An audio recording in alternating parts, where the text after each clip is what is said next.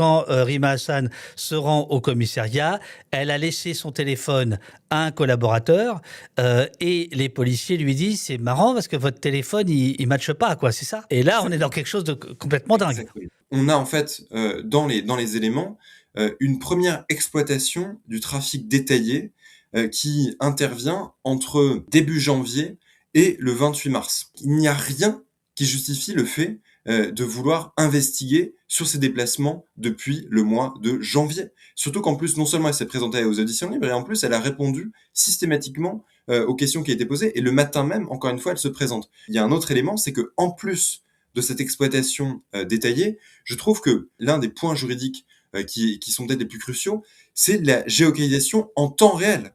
Parce que moi, aujourd'hui, je ne m'explique pas les raisons pour lesquelles, en fait, ils ont besoin de faire une réquisition auprès des opérateurs pour obtenir les données de janvier à mars, et que le jour de la garde à vue, on se retrouve avec une géolocalisation en temps réel qui ne fait pas figurer la question d'une demande et une réquisition qui aurait été faite directement auprès de l'opérateur. Ça suggère en fait une collaboration entre services administratifs et judiciaires, et moi en tout cas c'est vraiment le sens des démarches que je vais accomplir dans les prochains mois.